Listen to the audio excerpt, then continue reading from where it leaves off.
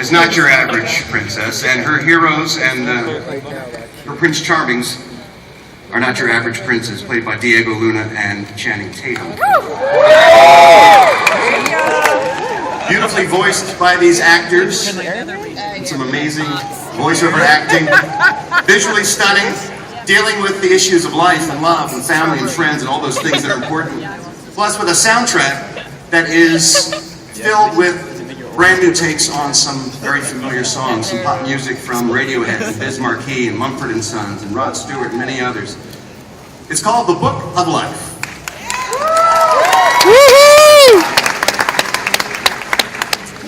Let's meet the creators and some of the cast of The Book of Life right now, starting with director Jorge Gutierrez.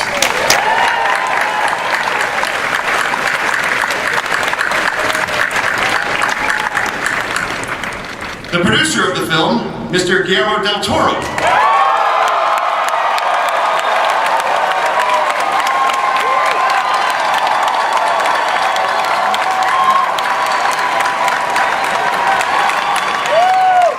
She is the voice of Mary Beth in the film Christina, Applegate.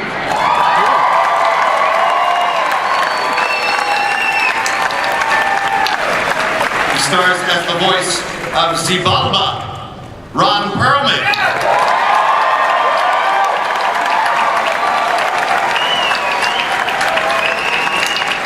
And as the voice of Joaquin, Mr. Channing Tatum.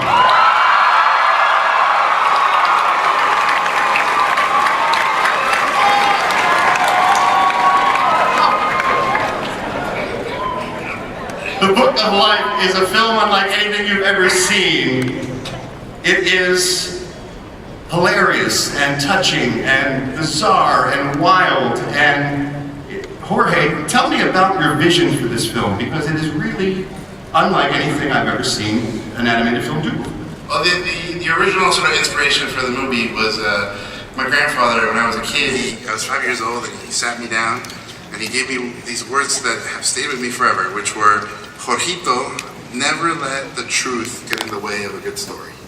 And so that got me in trouble, and my grandma hated that saying, but it kind of became what this movie was about. It's all the stories of my family, and it's sort of a recipe book with all the tales that I heard, and we're serving it to the world. It's great to have the Latin culture represented in an animated film in such a big, colorful, adventurous way. Guillermo, welcome again to Hall H, first of all. I want to show you something here that says, please be aware that many members of your audience may be under 18 years of age. And that's for me. Watch your mouth. I will not curse. All right. I will. Tell me but he'll spell out the words. Tell me how you got involved with the project, Guillermo. Well, one day Jorge showed up at my house with a big carton of tequila. And a big trunk. I still have the trunk, and I haven't drunk the tequila, I may add. But he showed up with all the art and with a pitch for the movie. This is about 7 years ago. And I heard the pitch, and then I started telling Jorge, well, what if we change the story this way or that way? Do you like this? And we had great chemistry. Also, Jorge was sweating very much and he looked red. I thought he was going to have a heart attack. So I wanted to calm him down. But we started a journey because what I saw was such a beautiful set of images. And I produce movies or direct movies when I feel they need me. You know, I feel we better protect this baby so that it can make all the way to the end of the line as beautiful and as pure as we can make it. And I think we, in that degree, we have succeeded. It's a gorgeous, magical movie. It is gorgeous, it is magical. I think before we go any further, we should take a look at a little footage from The Book of Life. You guys want to see a little bit? Let's take a look.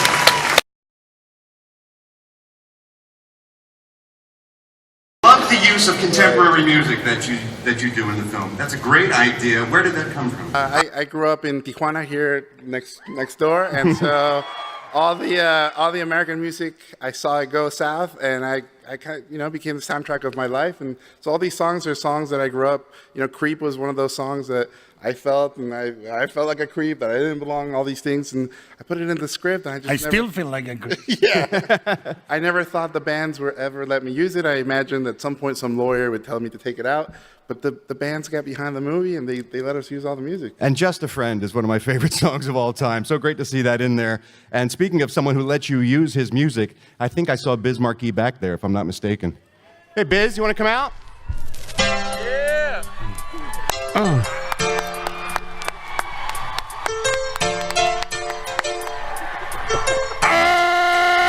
Oh, baby, you. Say what? A little louder, a little louder. Say what? Oh, baby, you got what I need. Say what? Say what? Oh, baby, you got what I need. Say he just a friend. Or you say he just a friend. Oh, baby, you got what I need. But you say he just a friend. I want everybody to sing along. Come on. You got what I need. But you say he's just a friend.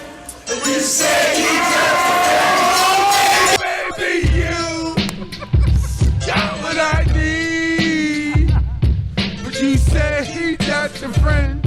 Or you say he's just a friend. Oh, baby, you got what I need. But you say he's just a friend. Or you say he's just a friend.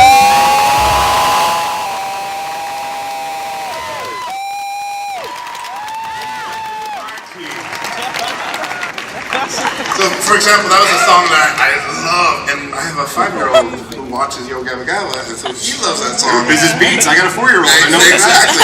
So again, it became this idea that these songs connect generations. Yeah. Now it's a party up in here now in Hall H. I'll tell you that. Now I will sing Cielito Lindo. Rod, let's talk about your character a little bit. He seems to be a bad dude. He's just misunderstood a little bit. No, he's a sweetheart. He likes snakes. He's been around a few thousand years. Him and what's his old lady's name? La Muerta. This reminds me of my old lady. But anyway, no, I didn't mean that. Oh, that's a couch for me. Oh. Nobody open your mouth, okay? It's all between us, all right? Anyway, he's larger than life. He's to wheeling and dealing, and he's awfully good at it. But he's in this relationship with his very formidable counterpart, who they adore each other, but they're it's a few thousand years, so their idea of spicing things up is a little bit kind of expansive. And he's a lot of fun to watch, and he's a lot of fun to play, and I had a ball. Well, you're a brilliant voice actor. You do great work in animation, always. Channing, was this your first foray into voice acting, into animation, or had you done other things? I did Superman and Lego, which was a very... But that was really just an hour of me and Jonah making fun of each other in a booth, and that wasn't hard to do. So this is mine. Yes. Did they come to you with the role, or did you have to audition? No, Jorge came to me and told me a story, and I jumped at it right away. I mean, it seems so punk rock to do a movie with this backdrop. I heard you put your own twist on the character when you were first doing your readings. Is that true? Maybe unintentionally, but yeah. Because I have obvious Mexican, sure, ancestors. Right. So, but so I guess I put my own twist on it. And Christina, Mary Beth is the first character I think we meet in the film. Yes, I think so. Can you talk about her role in Book of Life? I am the storyteller, basically. It opens on this museum, and Mary Beth is a tour guide there, and she runs into some little naughty kids, and she wants to give them an adventure, so she takes them into this special room, and she says, I want to show you the book of life. So basically I'm the narrator and the storyteller and the mommy, but there's also a twist to my character. Yeah, beautiful. And she's a teeny tiny waist. I love you back. We have time. We got a couple questions from the audience. Let's go to the microphone and see if we can squeeze in a couple questions from the crowd. I'm sure there's a lot you'd like to ask these guys up here. Hi there, what's your question? Hi. Hi. I have a question for Guillermo. Hi, I really love your work. Your work thank you. Pacific Rim based. Yeah. Your work in Pacific Rim basically convinced me to become a director, so I really look up to you. Oh, thank you. And I was wondering what made you jump on this project, like specifically? Because all of your other projects, you know, Hellboy, Pacific Rim, Enhanced, Labyrinth, they're all so different from this, and I was wondering what the differences and pros and cons were. Well, I think that is very important, first of all, to do things that call you and they need you, and that you feel you have a need to protect, and but at the same time, things that will give you a sense of fun and creation and life. And when you stumble on that project, you feel a kinship. Like Jorge is like my twin brother. We come in the same package, like the Pingüinos Marinela. It's like two round things together, you know? And I truly felt like huge kinship. The visuals are, and the fairy tale-like story, in a way, and the profound roots that it has in our culture. All that, I felt privileged to be part of it, and ultimately, what is funny is each movie you do presents to an audience another side of your personality. When I did Kronos, people were surprised when they saw Hellboy or Blade. They said, "Oh, is that the same guy?" Devil's Backbone or Hellboy, very different. And at the same time, I feel that everything I get involved in, I have a kinship with, be it the orphanage, be it this, be it Hellboy, Pacific Rim, whatever it is. There's a huge chunk of heart in there, greasy and clogged with cholesterol, but heart, nevertheless. Thank you for your question. Hi there, what's your question? Hi. First of all, comment to Ron. I almost said Burgundy because I saw Christina, but love Playmoro, love Hellboy. Just wanted to say amazing. Yeah, man. But just a question about the environment, creating Hellboy versus creating this underworld, the artistry, kind of the whole vibe. How do you contrast those two worlds? How are they similar? Not for him. For both. My comment was for Ron, but the question was for you. Oh, there you go. Yeah, Jorge, you don't love me. Christina and Ron. That was love understood. Oh, right, okay. No, I think that the creation, I mean, a producer is there, whatever kinship exists, to support the director, to challenge him, to support him, to nurture him, to nag him, all of that. So the question is better answered by Jorge. Well, creating the world, I just like with these guys, I kind of thrive on collaborating. And so the Land of the Remember, the sort of the dead world you guys saw, I work very closely with Paul Sullivan, our art director, and Simon Varela, our production designer. Sandra Kiwa was my wife, designed all the female characters in the movie. I designed all the male characters in the movie. So they kind of just got into my brain, and they saw all I showed them everything I love.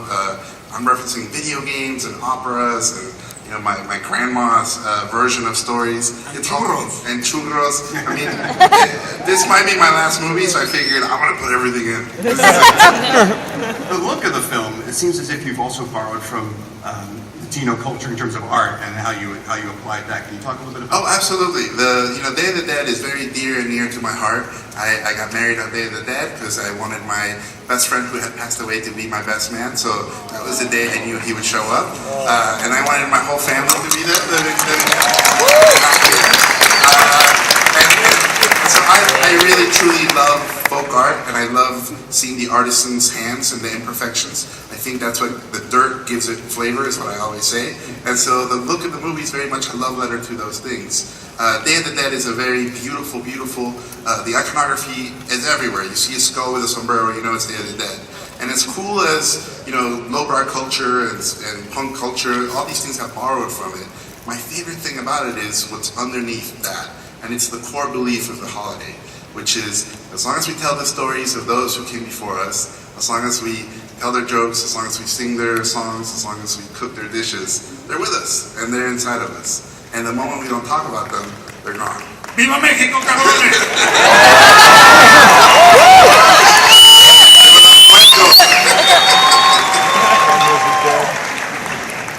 We have time for just one more. You didn't say anything about Spanish. We will not translate that last remark, We have time for one more question, and you're it, sir. What's your question? Hi, my name is Mike. This message is for Channing Tatum. Channing, you're known for your good looks and your physicality. Just your voice that you felt you could add to this role in this movie.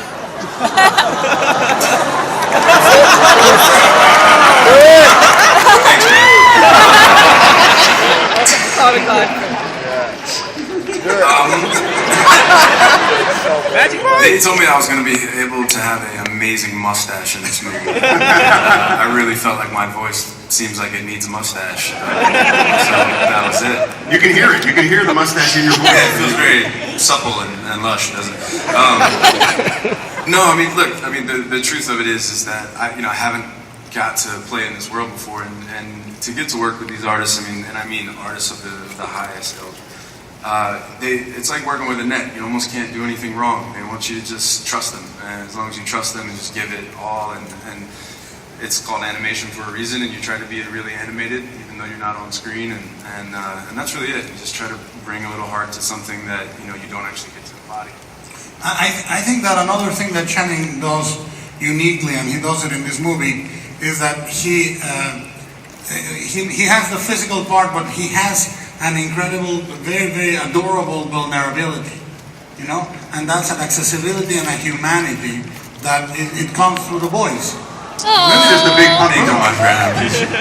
He's beautiful on the inside. I admire him also. His stripper career is fantastic. I would have made more money because I would have charged to put my clothes on. I would have been a billionaire. I'm a little offended that you didn't pose that same question to me. Yeah. Christina, you're hot. You're hot.